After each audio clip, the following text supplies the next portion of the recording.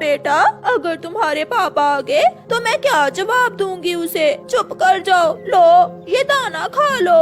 नहीं, मुझे भूख नहीं है। ये लो बेटा, ये खिलौना ले लो। मगर वो छोटा बच्चा खिलौना उठाकर दूर फेंक देता है। कालू भी घर लौट आता है। बचाओ, बचाओ, गंदी कवि का साथी भी आ गया है। अब ये दोनों मुझे खा जाएंगे। बचाओ। बेटा, मेरा बेटा आ गया अंडे से बाहर।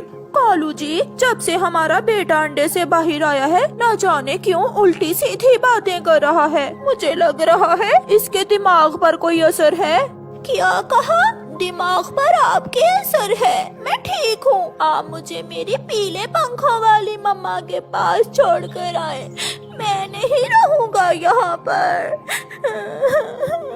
कालू भी बहुत सियाना था, वो सब समझ जाता है। क्या तुम आज अंडा चिड़िया के घोंसले में छोड़कर गई थी अमरूद खाने? क्या बच्चे ने सबसे पहले चिड़िया को देखा है?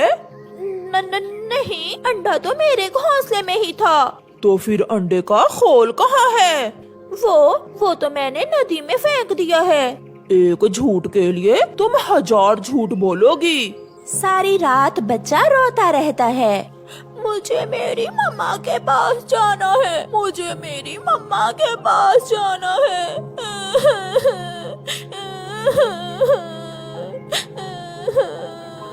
चिड़िया भी जाग रही थी। उसके कानों में बच्चे के रोने की आवाजें आ रही थी।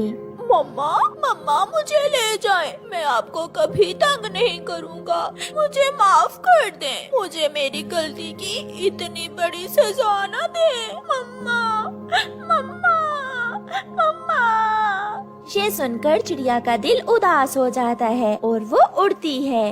वो कौवे के घर जाकर दस्तक देती है। कालू कौवा दरवाजा खोलता है। मुझे छोटे बच्चे से मिलना है। वो मुझे मामा कहकर पुकार रहा है। आप अंदर आ जाएं। चिड़िया को देखकर कौवे का छोटा बच्चा चिड़िया के गले लग जाता है। मुझे मालूम था, मैं जाग रहा हूँ तो मेरी मम्मा भी नहीं सोई होंगी। मम्मा, मुझे अपने साथ ले जाएं।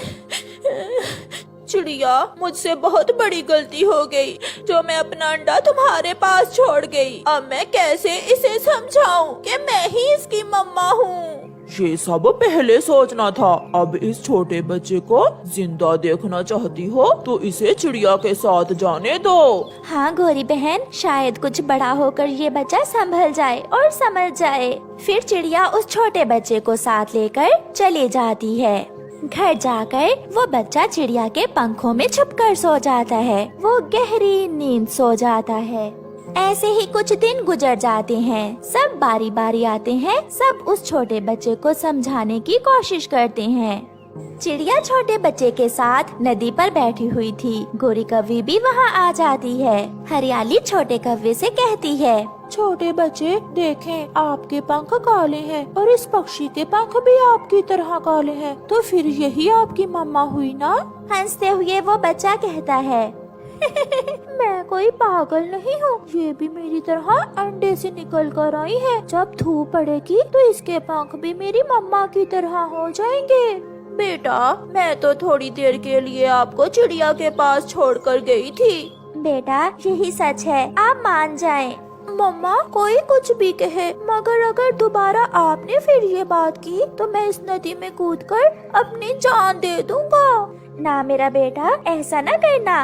मम्मा चिड़िया कौवे के छोटे बच्चे को अपने गले से लगा लेती है। चले मम्मा, घर चले। मुझे नहीं इनसे बात करनी। और सुन ले आप भी, आज के बाद मैं घर से बाहर ही नहीं आऊँगा। कभी कोई आ जाता है तो कभी कोई। फिर चिड़िया उस बच्चे को साथ लेकर अपने घर चली जाती है। और उस दिन चिड़िया फैसला कर लेती है कि अगर वो बच्चा खुद से गोरी के पास जाए तो जाए, वो कभी उसे अपने घर से जाने का नहीं कहेगी। मम्मा, आप चिंता ना करें। आपको मेरे लिए दाना लाना पड़ता है। मैं बोझ हूँ ना आपके लिए। जब मैं बड़ा हो गया तो मैं भी अपनी मम्मा का बहुत ख्याल रखूंगा। मेरा बच्चा, हाँ बेटा, आप बहुत अच्छे हो। बच्चे अपनी मम्मा के लिए बोझ थोड़ी होते हैं। मम्मा, एक बात कहूँ? हाँ कहो बेटा। फिर कभी आप मुझसे वो वाली बात ना करना। कभी नहीं, मैं कभी वो बात नहीं करूँगी। फिर वो दोनों गले लग जाते